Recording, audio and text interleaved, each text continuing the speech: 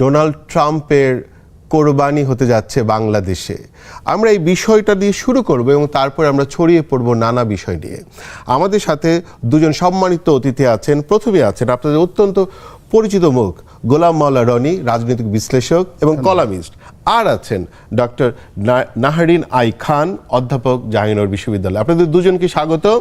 আমাদেরকে আপনারা সরাসরি দেখতে পাচ্ছেন ইউটিউব লাইভে এবং ফেসবুকের ভেরিফাইড পেজে। আমাদের লাইভেও পাবেন এবং পরে টিউন করে আপনারা বারবার আমাদেরকে দেখতে পাবেন। আমরা আলোচনা যেখান থেকে শুরু করতে চাই এবং সেটা হচ্ছে আমরা গোলাম মাওলা রনির কাছে যেতে চাই, কারণ এইটা এখন শুধু বাংলাদেশি নিউজ না, টেলিগ্রাফেরও খবর। টেলিগ্রাফ খুব বড় করে খবর দিয়েছে যে ডোনাল্ড ট্রাম্পের কোরবানি হচ্ছে বাংলাদেশে, এবং এই কোরবানিতে কি কি ত্যাগ হবে আর কি কি যুক্ত হবে। না, খবর শুধু টেলিগ্রাফ ছাপেনি, আজকে দেখলাম রয়টারও ছেপেছে। ওকে, রয়টারও ছেপেছে। আমি যখন প্রথম পশু ট্রাম্পের ছবি দেখলাম তখন আমার ভীষণ মজা লাগলো যে অদ্ভুত বাঙালির রুচিবোধ।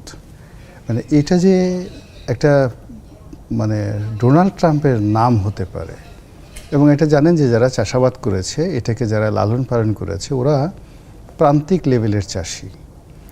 তো সেই প্রান্তিক লেভেলের চাষি এরকম একটা বর্ণের মহিষ, তার মাথার চুল, তার যে মুখের ভঙ্গি, শরীরের গঠন, অ্যালবিনো বুল বলছে এটাকে, রাইট, অ্যালবিনো বুল। তো এর সঙ্গে যে এরা কিন্তু কোনো জাহাঙ্গীরনগর ইউনিভার্সিটির কোনো অধ্যাপক নয় বা গোলাম মাওলা রনির মতো কোনো কলামিস্ট নয় যে আমরা হয়তো মিলিয়ে দিলাম এটা, কিন্তু এদের কমন সেন্স এত বেশি, এরা মুহূর্তের মধ্যে এটাকে একটা ইন্টারঅ্যাক্ট করে ফেলেছে যে এই পশুটার নাম আসলে ডোনাল্ড ট্রাম্পই হওয়া উচিত।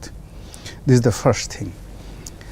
তো এটা আমাদের একটা স্বাভাবিক প্রাপ্তি যে আমাদের দেশে অন অ্যাভারেজে সাধারণ মানুষ যারা আছে তাদের আন্তর্জাতিকতা, তাদের জ্ঞান, তাদের সেন্স অফ হিউমার, ঘৃণা জানানোর ভাষা সব মিলিয়ে অনন্য, নাম্বার ওয়ান।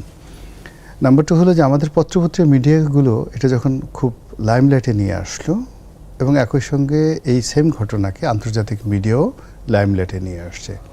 ইট মিনস যে ডোনাল্ড ট্রাম্প নামক যিনি আছেন এই মুহূর্তে আমেরিকার প্রেসিডেন্ট রূপে, তার আচার আচরণ মানুষ আর মানুষের মতো মনে করছে না, তার আচার আচরণ পশুর মতো মনে করছে, তার গোয়ার্তুমি অনেকটা মহিষের মতো। আপনি জানেন যে প্রকৃতিতে যে সকল প্রাণী গৃহপালিত পোষ মানে, তো এই পোষ মানা প্রাণীর মধ্যে সবচেয়ে হিংস্র হলো মহিষ।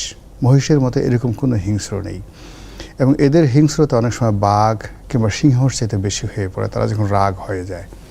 তো এইরকম ডোনাল্ড ট্রাম্প হলো ওইরকম ঠিক মহিষের এইটার চরিত্রের মতো। সে পোষ মেনেছে, আমেরিকার মতো একটা চেয়ারে বসেছে, তো সেই দিক থেকে সে গৃহপালিত।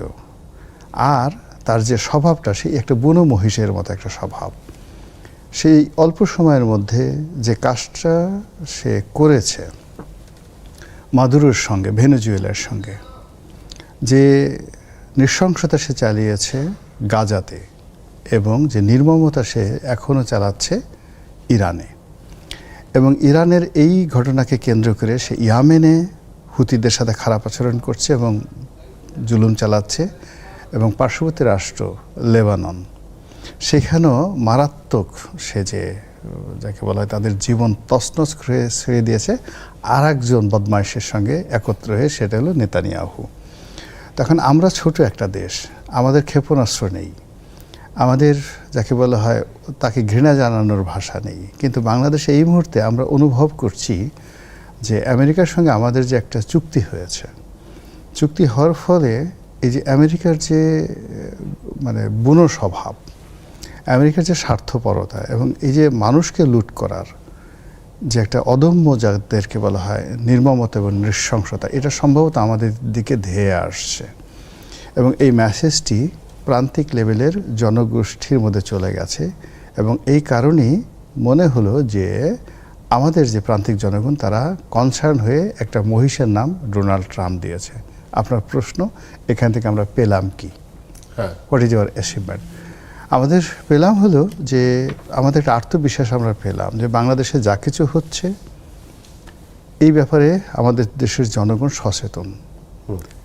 আমেরিকার মতো একটা রাষ্ট্রের যে যাকে বলা হয় স্বার্থপরতা, আমাদের এরকম একটা গরিব দেশকে লুণ্ঠন করার তাদের যে মনোবৃত্তি, আমার কাছে মনে হয় যে এটা ব্রিটিশদের তুলনায় মানে আরও নির্মম। এর কারণ হলো 1756 সালে যখন এই ব্রিটিশরা আমাদের এই দেশে যুদ্ধ করেছে, তখন তারা খুবই গরিব ছিল। আপনি অবাক হয়ে যাবেন যে বাংলা, বিহার, উড়িষ্যার যে জিডিপি ছিল তার 100 ভাগের 1 ভাগ জিডিপিও কিন্তু ইংল্যান্ডের তখন ছিল না, খুবই গরিব ছিল। তারা এই দেশে আসতো এবং মূলত জলদস্যু প্রকৃতির তাদের ছিল, ট্রেড অ্যান্ড কমার্স করতো, কিন্তু সুপার পাওয়ার তো দূরের কথা, পাওয়ার হিসেবে সভ্য দেশ হিসেবে গড়ে তোলেনি। তো সেই সময়টাতে ধরেন তারা যে কোনো কারণে বাংলাদেশে চুরিচামারি করেছে, রাষ্ট্র ক্ষমতা দখল করার জন্য বাংলাদেশের ট্রেজারি দখল করার জন্য একটা কাজ করেছে। এটাকে আমরা ধরে নিয়েছি যে বর্গীরা যে কাজ করেছে, মগেরা যে কাজ করেছে, অন্যান্য জলদস্যুরা যে কাজ করেছে। কিন্তু আমেরিকা কি করছে? তারা এখন বলছে আমরা পৃথিবীর সবচেয়ে সভ্য দেশ, তারা এখন বলছে আমরা পৃথিবীর সবচেয়ে শক্তিশালী দেশ, আমাদের এটা আছে ওটা আছে। তো সেটা নিয়ে আমাদের যাদের কিছু নেই, পরনের কাপড় ছাড়া আমাদের আর তেমন কিছু নেই, তা আমাদের এখান থেকে কেন তাদেরকে টাকা নিতে হবে? একটা ভিক্ষুককে, একটা অসহায় মানুষকে যখন কেউ লুণ্ঠন করে, ডাকাতি করে, তদ্রু বাংলাদেশের মতো একটা রাষ্ট্রকে যদি আমেরিকা শোষণ করে, এর চেয়ে ঘৃণিত কোনো বিষয় থাকে না। আমরা যেখানে রিক্সা চালাতে পারছি না, যেখানে আমরা তেল কিনতে পারছি না, যেখানে আমাদের দৈনন্দিন সামনে যে খাদ্য চাহিদা আসছে, সেই খাদ্য চাহিদা পূর্ণ করার জন্য আমাদের বেশি না 5-6 হাজার কোটি টাকা দরকার। এর সামনে যেটা আসছে 5-6 হাজার কোটি টাকা কোথায় পাবো? It's not even $500 billion. তো সেই টাকা নেই, অথচ দুর্ভিক্ষ আমাদেরকে তাড়া করছে। আর ঠিক সেই সময় আমাদের ঘাড়ের উপরে প্রায় 40,000 কোটি টাকার একটা দেনা, মানে প্লেন কিনতে হবে, এরকম একটা শর্তের মধ্যে তারা আমাদেরকে ঢুকিয়ে ফেলেছে। এই যে বিভৎসতা, এই যে নির্মমতা, সেই নির্মমতাটা আমরা এখন ডোনাল্ড ট্রাম্পকে জবাই করে, কুরবানি করে মনের একটা আনন্দ মেটাবো। খুবই মুগ্ধ হয়ে রনি ভাইয়ের কথা শুনছিলাম, এবং এই রনি ভাইয়ের কথা থেকে আমার মাথায় দুটো প্রশ্ন এসছে। একটা হচ্ছে যে, যেমন ধরেন যে শুধু ডোনাল্ড ট্রাম্প না, মানে এটা তো রসবোধ, মানুষের একটা রসবোধ থাকে। আমি নারীকা, যেমন ধরেন আমাদের এখানে ইশাখা নামেও গরু বিক্রি হচ্ছে, নেইমার নামে গরু বিক্রি হচ্ছে, এরকম প্লেয়ারদের নামে নানা ধরনের গরু বিক্রি হচ্ছে।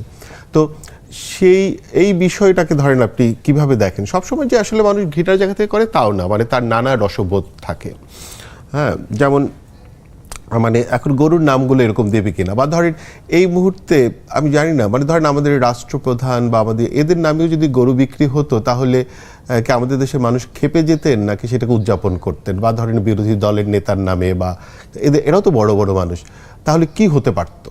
এই কথাটাই আমি আসলে আপনাকে বলতে চাচ্ছিলাম যে রনি ভাই তো সবসময় অনেক সুন্দর কথা বলেন, এবং রনি ভাইয়ের একটা গুণ আছে, একটা জায়গা থেকে শুরু করে এত বিস্তৃত হয়, পরে আমার মনে হয় যে আসল কথাটা কি। হ্যাঁ, তো ওই জায়গা থেকে আমি যেটা বলতে চাই যে আপনি যখন অনেকগুলো নাম বলছেন, চিন্তা করেন তো বাংলাদেশের হাটে একটা গরুর নাম শফিকুর রহমান। মানে এটা যদি হয় তাহলে জামাতে ইসলামী কি করবে, তাই না? তাহলে আপনি দেখেন অনেক তো আমেরিকার বদনাম চললো। আমেরিকা যেরকম একটা ডোনাল্ড ট্রাম্প দেখে আমাদের মিসাইল মারছে না, এটা কি আমাদের এক ধরনের সৌভাগ্য না? সে তো একটা পরাশক্তি, তাই না? এক দেশ অ্যাটাক করছে, ওই দেশে এটা করছে, তাদের ভয়াবহতার কথা আমরা শুনলাম। তাহলে এই যে পরমত সহিষ্ণুতা, হ্যাঁ, বা এই যে পলিটিক্যাল রেটরিক, বা এগুলোতে প্রতি শ্রদ্ধাশীল হতে হবে। আপনি দেখেছেন জনাব তারেক রহমানকে নিয়ে কার্টুন আঁকা হয়েছে, হ্যাঁ, উনি কিন্তু নিজেই সেটাকে শেয়ার করেছিলেন। তার মানে এই পরমত সহিষ্ণুতা থাকাটা খুবই গুরুত্বপূর্ণ। আবার আপনার মনে পড়ে যে একটা ছোট্ট বাচ্চা একসময় শেখ মুজিবুর রহমানের ছবি এঁকেছিল, ছবিটা ঠিক ওরকম হয়নি দেখে কত ধরনের গন্ডগোলের ভেতর দিয়ে এই দেশকে যেতে হয়েছে। আমি সবসময় বিশ্বাস করি যে রাজনীতি বলেন বা টকশোর ময়দান বলেন বা যেখানেই বলেন, পরমত সহিষ্ণুতা একটি বড় গুণ। বলি ছবির রাজনীতি তারপরে হচ্ছে বাউফলে, কিন্তু বাউফল বলে যে জায়গাটা, যেখানে একটা ব্রিজ হওয়ার কথা, সেইখানে কিন্তু যেখানে হওয়ার কথা ছিল, প্রোগ্রামটা হওয়ার কথা ছিল, হতে পারেনি, কারণ মঞ্চে প্রধানমন্ত্রীর ছবি ছিল না বলে প্রতিবাদ এবং পাল্টা ধাওয়া। এই কথাটাই বলতে চাই, আসলে এটা তো আসলে পার্টিকুলারলি কোনো প্রধানমন্ত্রী, কোনো দল বা সেগুলো না, বা আপনি যদি এই মুহূর্তে দেখেন গতকাল একটা ডিম মারা হয়েছে, বা তার যে মুখের ভাষা, যে কথাগুলো বলা হয়, অবশ্যই এটার একটা আলাদা রাজনীতি আছে। এই রাজনীতিটা হচ্ছে অলওয়েজ সেন্টার অফ অ্যাট্রাকশন হিসেবে থাকা, আলোচনায় থাকা, এটা অন্য ধরনের রাজনীতি। সেই কথাটাই বলতে চাই, এটা আসলে কোন প্রধানমন্ত্রী, কোন রাজনৈতিক দল, সেগুলো না, কিন্তু এই যে পরমত সহিষ্ণুতার একটা বিশাল ঝামেলা হয়ে গেল এই দেশে, এটাকে আপনি কি বলবেন? ধরেন আপনি আজকে নাম দিয়েছেন যে ত্যাগেই সুখ, ভোগে নয়, কিন্তু আমরা না কি করি জানেন মান্নু ভাই, আমরা ভোগকে ত্যাগ বানিয়ে ফেলি। ধরেন আপনি ত্যাগ কি, জাকাত ত্যাগ হতে পারে, তাই না, এক ধরনের ত্যাগ, কুরবানি এক ধরনের ত্যাগ, এইটা, কিন্তু আপনি যখন সেটাকে হাদিয়া নামে দিবেন, সেটা কিন্তু ভোগের জায়গায় চলে যায়। তার মানে আমরা এমন একটা পলিটিক্যাল সিস্টেম, একটা নেক্সাস তৈরি করেছি যে আপাত দৃষ্টিতে আপনার কাছে সেটা ত্যাগ মনে হচ্ছে, কিন্তু আসলে আপনি ভোগকেই ত্যাগে ট্রান্সফর্ম করছেন। সো এটা খুবই ইন্টারেস্টিং একটা আইডিয়া এই সোসাইটিতে। এবং এই রাজনৈতিক দলগুলো, আমরা যে রাজনৈতিক দলগুলো দেখি, তারা এক ধরনের এটা একটা পলিটিক্যাল এন্টারপ্রেনারশিপ তৈরি করে, এই জায়গা থেকে এই কাজগুলো হয়। তো যে কথাটার মধ্যেই ছিলাম যে আমি, যদি আপনি আমার ব্যক্তিগত জায়গা থেকে জিজ্ঞেস করেন, পলিটিক্যাল রেটরিক বিউটিফুল, কিন্তু এমন কোনো রেটরিক করার উচিত না, বা এমন কোনো জায়গায় যাওয়া উচিত না যেটি একটি ব্যক্তিগত কোনো সহিংসতার জায়গায় যায়, অথবা মানুষের মনে কষ্ট লাগে, সেটাকেও বিবেচনার মধ্যে আনতে হবে। আপনি লাস্ট কয়েক মাসে দেখেছেন, বা আমরা পার্টিকুলারলি, এই কথাটা আমি সব জায়গায় বলি, যে আমরা নারীরা যারা কথা বলি, বা আমাদের নিয়ে যা করা হয়, যা বলা হয়, যেসব ছবি লেখা হয়, দেয়া হয়, বা আপনি দেখেছেন লাস্ট কয়েকদিন ধর্ষণের ঘটনা ঘটেছে, আপনি মনে করতে পারবেন কিনা জানি না, আসিয়ার সময় আমার ছবি বা কাজী জেসিন, এদের ছবি দিয়েও আমাদেরকে বলা হয়েছে যেরকম করা উচিত আমাদেরকে, জাইমা রহমানকে নিয়ে লেখা হচ্ছে। তো তার মানে হচ্ছে এই যে পুরো একটা সোসাইটি তৈরি হয়েছে, যে আমেরিকার তো এই জায়গাটা আছে যে আপনি ডোনাল্ড ট্রাম্পকে গরু বানালে আপনার দেশে মিসাইল মারছে না, কিন্তু এই সেম জিনিসটাই সেটি বাংলাদেশের প্রধানমন্ত্রী হোক, ডোনাল্ড ট্রাম্পের দেশেও এটা করা সম্ভব, মানে করা হয় এবং করে তারা, মানে হয়। ক্রমাগতভাবে করছে। কিন্তু তার মানে কিন্তু আবার এটাও না যে ওইসব দেশগুলোতে যে ফ্রিডম অফ স্পিচের আমরা কথা বলি, কানাডাতে দেখবেন যে কানাডার মতো একটি দেশে ফ্রিডম অফ স্পিচ, যেখানে সবচেয়ে গুরুত্বপূর্ণ বিষয়, তাদের সংসদেও কিন্তু বিল পাস হয়েছে, হেট স্পিচ ছড়ানো যাবে না। কিন্তু বাংলাদেশের মতো একটি দেশে যখন আপনি ডোনাল্ড ট্রাম্পকে নিয়ে হাস্যরস করছেন, সেটাই কোনো সমস্যা না, কিন্তু যখন আপনি যাকে পূজা করেন, আপনার যে নেতা, তাকে নিয়ে যখন আপনি করবেন, তখন রায়ট হয়ে যায়। তাহলে এটাকে এক ধরনের পলিটিক্যাল দ্বিচারিতা না? তো এই দ্বিচারিতা থেকে তো আমাদেরকে আসলে বের হতে হবে। মানে রনি ভাই একটা কথাও উত্থাপন করেছেন, যে যেমন ধরেন যে গরু, মানে আমাদের যে আমেরিকান যে চুক্তি, মানে আমাদের যেমন একটা খামারিদের গত কয়েক বছর ধরে অলমোস্ট আমরা প্রায় স্বয়ংসম্পূর্ণ হয়ে পড়েছি গরুতে, বা গরু উৎপাদনে বা তার মিটে। তাহলে কিন্তু ওইখানে কিন্তু আমরা এই চুক্তি করে এসেছি। এখন আমাদের খামারিরা কি বাঁচবে এই চুক্তির আওতায়? যখন থাকবে, সে কি বাঁচবে? রনি ভাইয়ের কথাতেই এটার উত্তর আছে, যে একটা গরিব দেশ, তাই না? যখন একটা গরিব দেশ থাকে, তার তো আসলে অনেক কিছু চিন্তা ভাবনা করতে হয়। আমেরিকা তো দূরের কথা, আমরা কি আমাদের পাশের দেশ দ্বারা নিষ্পেষিত না? নিষ্পেষিত অনেক জায়গা, আপনি কালচারাল জায়গাতে দেখেন, সব কিছুতে নিষ্পেষিত। এই চুক্তিটা করা ছাড়া আমি জানি না যে উপায় ছিল কিনা, কারণ রিভিউ করার তো জায়গা, হ্যাঁ, রিভিউ করার জায়গা আছে, কিন্তু চুক্তি একটা জায়গা দেখেন, শুধু তো বাংলাদেশ করে নাই, প্রচুর দেশ এটা এইরকম চুক্তি করেছে, তবে রিভিউ করার জায়গা আছে। এবং আমি মনে করি যে এই সরকারের একজন উপদেষ্টা ডক্টর জাহিদুর রহমান সেদিন কিন্তু প্রেস কনফারেন্সে বলেছেন যে এটাতে রিভিউ করার জায়গা আছে, অবশ্যই দেশটি হয়তো রিভিউ করবে। আমি মনে করি যে সরকারটি ক্ষমতায় আসে বলে বাংলাদেশ ফার্স্ট, এবং চুক্তিটা তো আসলে এই সরকার করে নাই, তার উপর চেপে বসেছে, তো ওরকম একটা জায়গা থেকে নিশ্চয়ই সরকার এটাকে রিভিউ করবে, এটা আমরা আশা করছি। পরিষ্কার। আচ্ছা, আমি একটু রনি ভাইয়ের কাছে একটা জায়গায় যাই। রনি ভাই কথা বলতে বলতে বলতেছিল যে আমাদের ইকোনমির অবস্থা এমন হয়েছে, আমরা রিকশায় পর্যন্ত চালাতে পারবো কিনা বা চড়তে পারবো এরকম। তখনই আমার মনে পড়লো যে গত পরশুদিন আমেরিকান এমবাসি বাংলাদেশে কিছু রিকশা ছেড়েছে আমেরিকান ফ্ল্যাগ সহ। অতএব আপনার মনে রিকশার সমস্যাটা সমাধান হয়ে যাচ্ছে? না, এটা তো হ্যাঁ, একদিকে হলো যে মানুষের দারিদ্রতা নিয়ে যখন মানুষ ঠাট্টা করে, মস্কারা করে, এটা এক ধরনের, সে যেটাকে রেটরিক বললো, যেটা হাই কোয়ালিটি রেটরিক। এখন এই যে আমেরিকার যে রাষ্ট্রদূত আসছে, একটা অদ্ভুত প্রকৃতির, এরকম সুন্দর রাষ্ট্রদূত আমি কখনো দেখিনি। বিশাল লম্বা, 6 ফিট থেকে 7 ফিট হবে, তার পাশে মানে আর্য। আর্য, তার পাশে যদি আমাদের প্রধানমন্ত্রীকে দাঁড়া করানো হয়, মোটামুটি কেমন দেখাবে জানি না, তবে জামাতের সভাপতি ডক্টর শফিককে যদি দাঁড়া করানো হয় ভীষণ রকম অদ্ভুত লাগবে, এত লম্বা, এত সুন্দর। আপনাকে কি গালিভার্স ট্রাভেলস রিকল করবে? রাইট, গালিভার্স ট্রাভেলস রিকল করবে। তো সেই লোক যে কাজকর্ম করছে, মানে একে ইচ্ছে করেই বোধহয় ডোনাল্ড ট্রাম্প বাংলাদেশে পাঠিয়েছে। এ যখন কোনো সরকারি অফিসে যায়, কারো পাশে বসে, তাকে এমনি দেখলেই মনে হয় এর মানে অধীনস্থ, হি ইজ দ্য বস, আর বাকি পাশে যে বসে আছে সে হলো তার অধীনস্থ। তো এটা একটা American policy, number one. Number two হলো এত কিছু রেখে কতগুলো আমেরিকান পতাকা সম্বলিত রিক্সা ঢাকা শহরে ছাড়লো। এটা আমাদেরকে বুঝালো আসলে তোমরা আসলে রিক্সার জাতি, রিক্সাই তোমাদের প্রাপ্য, অতএব তোমরা এই রিক্সা নিয়ে থাকো।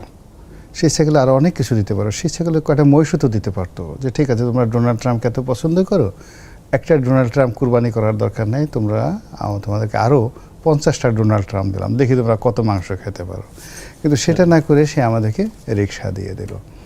তো এটা আমি মনে করি যে কূটনৈতিক লেভেলে, খুব হায়ার লেভেলে, ইন্টেলেকচুয়াল লেভেলে এক ধরনের একে অপরকে হেনস্থা করার, অপদস্থ করার একটা অপচেষ্টা।